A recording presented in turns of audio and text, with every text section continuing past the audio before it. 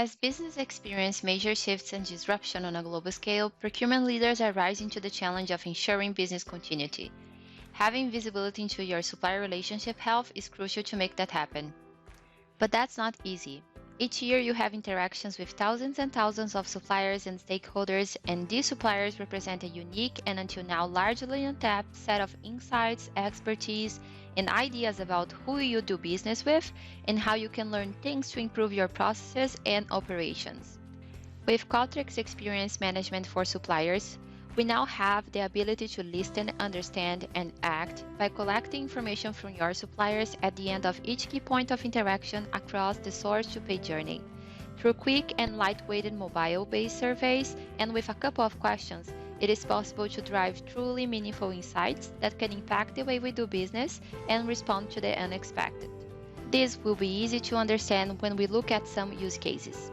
Let's take as an example the company ABC Inc., a global leader in the chemicals industry that has been seeing a constant increase in global demand and had realized they need long-term resiliency to support that, and how important it is to work even more closely with critical suppliers and strategically address issues ahead of time.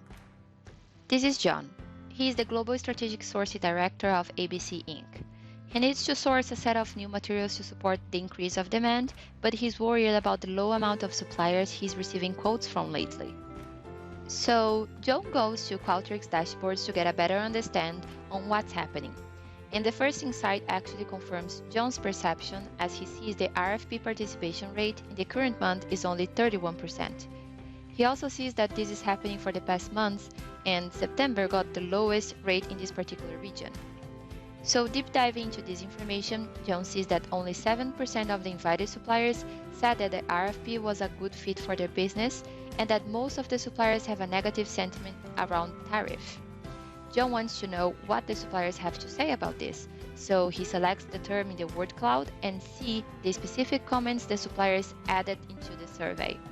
By reading them, it is clear now to John that the import tariff price condition of the RFP is a big constraint, not allowing the suppliers to be competitive. That's why they are not participating. So, with this simple and quick view, John can now understand why suppliers don't participate of their bidding processes and how he could start an initiative maybe to make their RFP processes more friendly by inviting only national suppliers for specific bids, so import tariffs won't be applicable. John also has a goal for next year of reducing the time to create new supply contracts, and he knows that some regions are not doing well. The first thing he sees is that the overall sentiment from their suppliers when going through the contracting processes is negative, and that supplier negotiations are taking a long time in some parts of the world. Europe in particular is much higher than the other regions and well above the target threshold of 40 days. So going deeper into this information and looking at the word cloud, John can see that the clause is one of the larger words mentioned along with indemnification, and there is a negative sentiment behind it. So he clicks on the word cloud to know more. Once filtered, he notices that other items have surfaced such as contract discussion and pricing. But he sees that one thing is good. Suppliers are indicating the portal is easy to use. Looking at the comments, he can see that there is a lot of negative sentiment around this clause, and this would indicate that the contract legal language is too restrictive based on region, and changing that would speed up contract negotiation cycle time. This is something John can take to the legal team to review and update their legal language. In both cases, John was able to create insights and direct his actions based on concrete information. The operational data helped him to understand what is happening within his processes, and the experience data coming from the surveys indicated why the process is working the way it is today. Now, let's switch to Peter.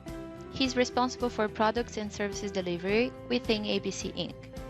He is constantly monitoring suppliers and operations to prevent issues that could impact their business. So, from time to time, he also goes to Qualtrics dashboards to get a better understanding on what's happening. The first thing he sees is that the on-time and in-full delivery KPI, which defines whether the suppliers were able to deliver the expected product in the right quantity, date, and place, overall is good. But there is a region that has experienced a substantial drop in that KPI in the past month.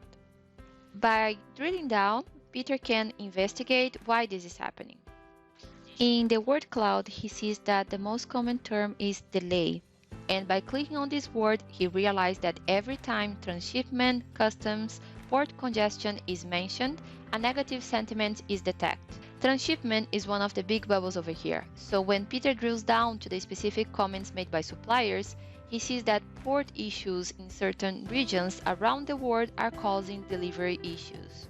Something that it seems to be related to these delays is how much the POs have been changed by ABC Inc. Suppliers said that compared to other companies they do business with, ABC Inc. issues more PO changes, which can result in operational delays to the supplier as well. With this insight, Peter could go to the planning team and initiate a discussion about bringing more accuracy to the POs, so they can avoid so many changes and by that also avoid delays on supplier deliveries. Before he knows, his on-time and in-full delivery KPI will be back where it should be. Moving now to our last ABC Inc. employee. Kate is the accounts payable manager. Her department recently implemented an early payment discount program for high-volume spend suppliers, and she wants to see how it's going. She goes to Qualtrics dashboards and analyzes first some experience data coming from supplier surveys. So far, around 5% of the suppliers had accepted to participate of the program, and they score its usefulness as 3.1 out of 5.